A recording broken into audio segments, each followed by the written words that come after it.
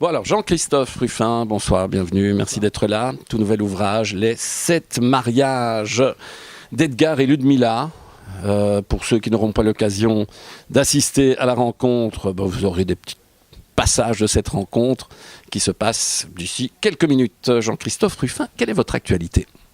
Eh bien, c'est la sortie de ce livre, essentiellement. C'est aussi un certain nombre de traductions. Demain, je vais à Bucarest,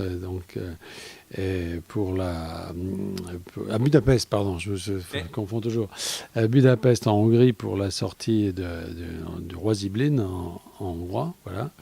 Et puis des projets, et notamment la suite du polar que j'avais écrit l'an dernier, qui va paraître au mois d'octobre. Chez Flammarion, ce coup-ci. Chez Flammarion, absolument. Merci. En visite parfois à Bruxelles, on vous lâche un petit peu. Avez-vous un lieu de prédilection dans notre grande ville ? J'en ai beaucoup, parce que c'est une ville où je suis venu bien souvent, et j'ai eu l'occasion de faire des tas de choses, y compris de parler devant le roi. Vous voyez, puisque je suis membre de cet honneur de l'Académie royale de médecine de Belgique. Et ça m'a donné l'occasion de faire une présentation l'an dernier devant le roi. Donc, beaucoup d'endroits et des endroits parfois secrets. J'ai le souvenir d'avoir dîné au centre de Bruxelles dans une sorte de petit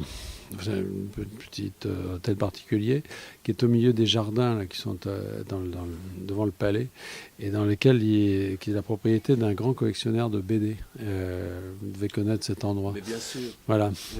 Ça, c'est mais bien sûr.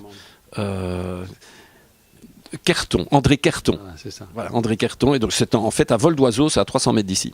Vous voyez, voilà. Ah, c'est un lieu génial. Ah ben voilà, d'accord. Mais ce lieu est privé, donc vous n'aurez pas l'occasion de le visiter. Mais vous pouvez passer si vous allez au théâtre du Parc.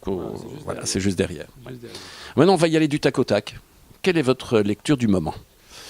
Alors, les lectures obligées, si je puis dire, c'est toute la sélection du Grand Prix, du prix Orange, le prix du livre, puisque je suis président de ce prix depuis cette année. Et donc là, on a quand même beaucoup de livres à lire, beaucoup, avec de très très bons... Alors, si j'en cite un, ça va me donner... vous pouvez, c'est notre chaîne privée, donc ça va. Alors, il y a un livre qui s'appelle San Perdido, qui est formidable.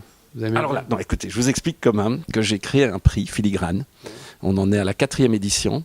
Et la définition du prix Filigrane, c'est un livre de qualité accessible à tous. Voilà. Très difficile de trouver un livre que tout le monde va lire, et puis à la fin on pourra dire « Oh, écoute, non, sujet... » Mais San Perdido, voilà. Premier roman, brillant. Il a attendu des années avant de l'écrire, c'est brillant. Eh ben, on est d'accord, voilà. C'est génial, c'est génial. On ne s'est pas concerté. Oui. Alors, il y a une petite non-obligation parmi nos lecteurs. Donc, il y a 45 lecteurs papier et à peu près 200 lecteurs sur tablette. Donc, on a beaucoup de lecteurs. Dans la sélection qu'ils recevront en juin, et le prix sera décerné le 21 septembre, si ils ne passent pas la 50e page, s'il y a quelque chose qui n'accroche pas, ils peuvent passer au suivant. Et vous êtes obligé de tous les lire et les terminer. Alors, on n'est pas obligé parce que dans la première sélection, il y avait 75 livres.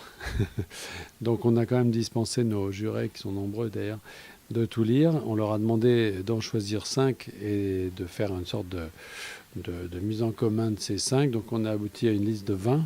À l'heure actuelle, 21 même, voilà, et qu'on va réduire à partir de la semaine prochaine, enfin dans 10 jours, à 5. Voilà. Donc il y a un processus, disons, c'est un peu comme... Quelle est la dotation du prix ? Alors, écoutez, alors là, vous me posez une colle, j'en sais rien, mais je sais que c'est bien doté, et en tout cas, c'est un prix qui est très relayé après, parce que Orange, c'est quand même... dispose quand même de beaucoup de relais, notamment sur Internet. Voilà, donc notamment avec chapitre.com, etc. dont ils sont que de littérature française. Alors, oui, la sélection, c'est déjà pas mal, parce que c'est les livres parus depuis le 1er janvier, 1er janvier 31 mars, et je peux vous dire que ça fait déjà pas mal de choses. Voilà. Nous, c'est plus vaste, c'est 1 an maintenant, parce que c'est difficile de trouver un livre de qualité accessible à tous. Voilà. Oui.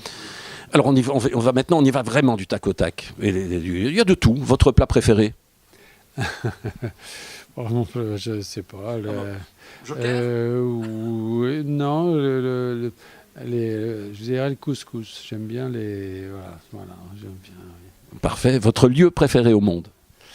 Oh, bah, c'est là où j'habite, c'est-à-dire la Haute-Savoie. Voilà, une espèce de refuge là où j'habite, à côté de Saint-Gervais. Nous recevons quelques photos quand vous vous promenez. Voilà. Où aimez-vous aller en vacances? Eh bien, là où j'habite. Voilà. Ok. Parce qu'en réalité, j'aime pas les voyages. Ok, une série télé peut-être? Je viens d'en regarder une, c'est assez rare, qui s'appelle Godless, formidable, une sorte de western complètement revisité, formidable. Une fois qu'on commence, c'est dangereux. Hein. Un film de référence? Là, il n'y a que 7 épisodes, alors ça va. C'est pas très bien. Un film, non, je ne saurais pas dire. Enfin, oui. Une musique, un chanteur? Musique, pas du tout. Non. Ok. Votre premier souvenir de lecture? Bah, c'est plutôt dans les registres d'Alexandre Dumas, parce que je suis plutôt jeune, et à l'époque, c'était vraiment ça qui représentait l'ailleurs, l'aventure, le bonheur, et ça n'a pas cessé d'ailleurs depuis. Donc ça, c'est le souvenir de vraie lecture. Et enfant, Enfant, livre illustré? Enfant, après, non, monsieur, Jeanne au lapin, c'est... Par exemple. Oui, ça remonte loin. Ça remonte très loin. La star vivante que vous aimeriez encore rencontrer? Charles Aznavour, mais il est mort. Mais je l'ai rencontré en plus. Je ne sais pas. Je ne suis pas tellement groupie, moi. Okay. Le livre que vous aimez offrir? Alors, c'est un livre qui s'appelle Shantaram de David Roberts, qui est un livre absolument formidable sur l'Inde et sur sa vie, et qui est un livre qui est passé un peu inaperçu en France, mais qui est absolument formidable. Il fait partie des livres, on en vend quelques centaines tous les ans ici. Hein. Très belle référence. Votre plus belle rencontre? Oh là là, mon pauvre, je sais pas.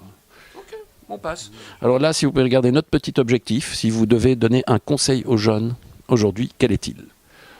C'est de choisir ce qui leur plaît et de se dire qu'ils pourront toujours changer. Voilà. C'est-à-dire que moi, je sais que quand on choisit, je vois avec mes enfants, on se dit c'est pour la vie, je vais être coincé là-dedans, je vais choisir ça, puis je vais pas pouvoir faire autre chose. C'est pas vrai. Moi, j'ai fait beaucoup de métiers, et je pense qu'aujourd'hui, c'est possible. Voilà. C'est non seulement possible, mais c'est souhaitable, et c'est comme ça qu'il faut voir les choses. Donc, faut pas, c'est pas des vœux perpétuels qu'on demande. C'est une formation, c'est-à-dire quelque chose qui vous forme l'esprit, et puis après, on l'utilise comme on veut. Voilà. Merci Jean-Christophe Rufin, et à une prochaine visite. Merci beaucoup. Merci.